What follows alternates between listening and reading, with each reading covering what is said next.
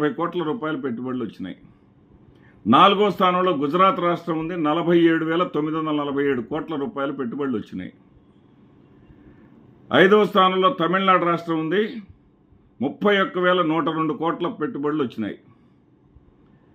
6వ స్థానంలో హర్యానా రాష్ట్రం ఉంది, 26,599 కోట్ల పెట్టుబడులు వచ్చినాయి. 7వ స్థానంలో తెలంగాణ ఉంది, 25,350 కోట్ల పెట్టుబడులు వచ్చినాయి. 8వ స్థానంలో ఉత్తరప్రదేశ్ ఉంది, 3,700 కోట్ల పెట్టుబడులు వచ్చినాయి. 9వ స్థానంలో కేరళ ఉంది, 3,330 కోట్ల రూపాయల పెట్టుబడులు వచ్చినాయి. 10వ స్థానంలో రాజస్థాన్ ఉంది, 3,169 కోట్ల పెట్టుబడులు వచ్చాయి. ఇవి కేంద్ర ప్రభుత్వం విడుదల చేసిన లెక్కలు. కానీ మన ఆంధ్రజ్యోతి, మన ఈనాడు చెప్పింది మాత్రం 9 లక్షల కోట్ల పెట్టుబడులు వచ్చేసాయి, 4 లక్షల కోట్ల ఉద్యోగాలు కూడా ఇచ్చేసాం. తాంబూలాలు ఇచ్చాం, తన్నుకు చావండి. సూపర్ 6 గురించి కానీ ఇంకెవడైనా మాట్లాడితే నాలుక మందంగా ఉన్నవాడు మాత్రమే మాట్లాడతాడు. ఇక రెండో ప్రధానమైన హామీ తల్లికి వందనం.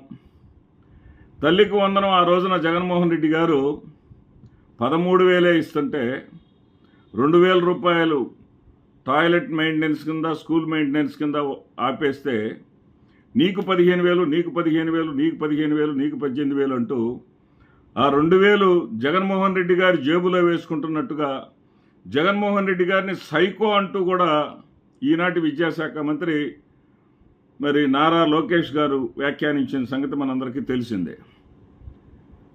సరే, వాళ్ళు ఇచ్చినటువంటి జీవోలో కానీ చూస్తే ఈరోజు జీవో ఇచ్చారు, డబ్బులు కూడా వేశారు. చాలామందికి వేసినటువంటి డబ్బుల్ని కూడా వాళ్ళు సోషల్ మీడియాలో ప్రచారం చేసుకుంటూ ఉన్నారు. అయితే వాళ్ళు వేసింది ఎంతమందికి? 54,94,000 మందికి. వైఎస్ఆర్ కాంగ్రెస్ ప్రభుత్వం చిట్ట చివరి సంవత్సరంలో ఇచ్చింది ఎంతమందికి? 67,27,124 మందికి ఇచ్చారు.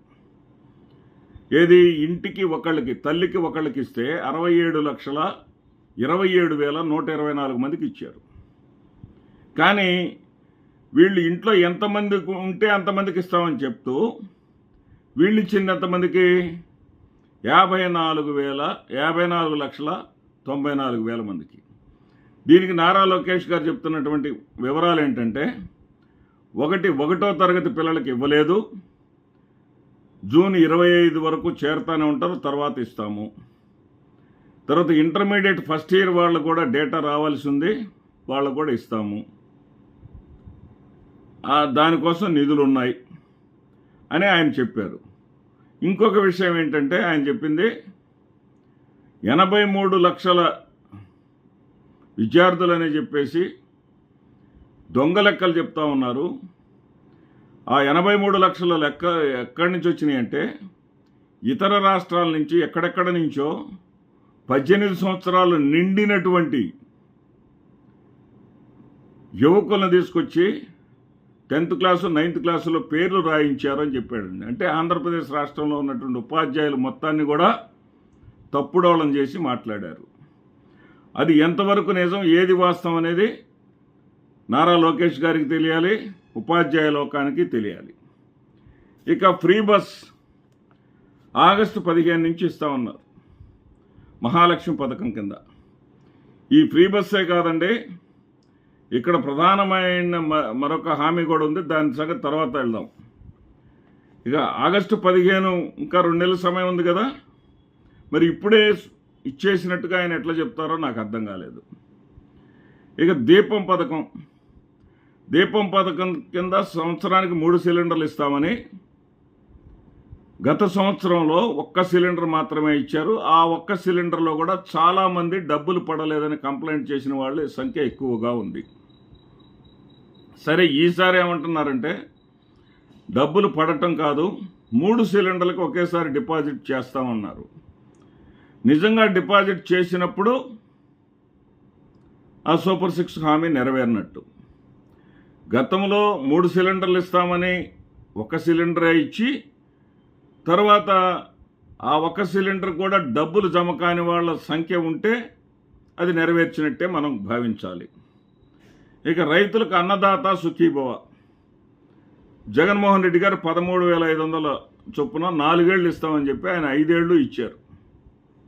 కానీ ఈయన వచ్చేసి అసలు 13,500 ఎక్కడికి సరిపోతే 20,000 ఇస్తానని చెప్పి ఇంతవరకు పోయిన సంవత్సరం ఎవరికి ఇవ్వకపోగా ఇప్పుడు ఏం చెప్తున్నారు, ఇచ్చేసిన దాంట్లో రాశాడు ఆయన.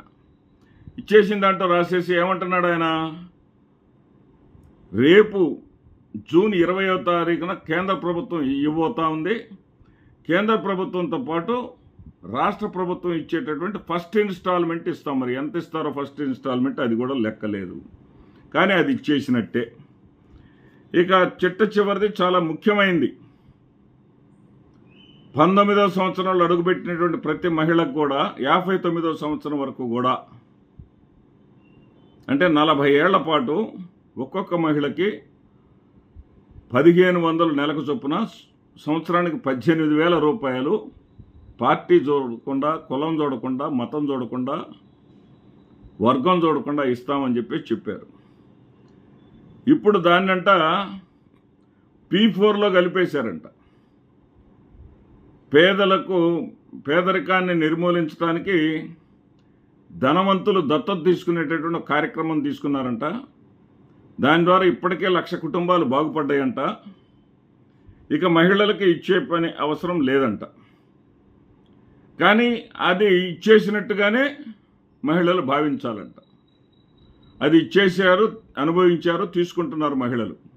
ఎవడైనా సరే 1,500 గురించి కానీ ఇకపై మాట్లాడితే ఆ మహిళలకు కూడా పద్ధతి కాదు అన్నట్టుగా నిన్న చంద్రబాబు నాయుడు గారు చెప్పినట్లుగా ఉంది. వీళ్ళు ఏ విధంగా నెరవేర్చేసాం, అయిపోయిందని చెప్పి ఎలా ఉన్నాయంటే, అన్నా క్యాంటీన్ గురించి చాలా ఘనంగా చెప్పారు. జగన్మోహన్ రెడ్డి గారి కన్నా రెట్టింపు ఇచ్చినట్టుగా చాలా చక్కగా ఒక లిస్ట్ ఒకటి వాళ్ళ టీడీపీ అధికారిక ట్విట్టర్ అకౌంట్లో పెట్టారు. ఏంటంటే జగన్మోహన్ రెడ్డి హయాంలో 13,000, చంద్రబాబు హయాంలో తల్లికి వందనానికి 26,000, మళ్ళీ అది 2 సార్లు ఇచ్చారు. ఎందుకనో జగన్మోహన్ రెడ్డి హయాంలో 15,000, చంద్రబాబు హయాంలో 30,000 అని చెప్పారు. అది రెట్టింపు అని చూపించడానికి పెట్టారు. సరే, ఇక్కడ $1 మిలియన్ ప్రశ్న ఏంటంటే, జగన్మోహన్ రెడ్డి గారు ఇచ్చినటువంటి 67 లక్షల మంది కన్నా ఎక్కువ మందికి ఇవ్వకుండా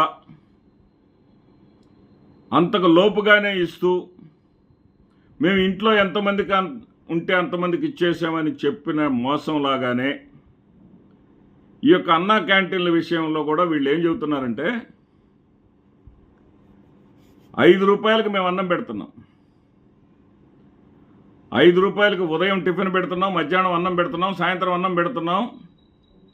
ఈ 3 కేవలం 15 రూపాయల్లో మేము పెట్టేస్తున్నాం. 15 రూపాయల్లో మేము పెడుతున్నామంటే ఆ 3 కానీ పేద కుటుంబం తెచ్చుకోవాలంటే మనిషికి 150 రూపాయలు కనీసం ఖర్చు అవుద్ది. అంటే ఒక్కొక్క పేదవాడికి 135 రూపాయలు మా అన్నా క్యాంటీన్ల వల్ల లాభం కలుగుతూ ఉంది. ఈ 135 రూపాయలు చొప్పున అతను 20 రోజులు తిన్నాడు అనుకున్నాం. మరి 11 రోజులు మిగిలిన 10 రోజులు ఎక్కడ తింటాడు పాప మా పేదవాడు. 20 రోజులు తిన్నాడు అనుకున్నా కానీ 27,000 అవుతుంది. ఈ 27,000 ఒక్కళ్ళు కాదు ఇంట్లో తింటుంది, 4 తింటున్నారు.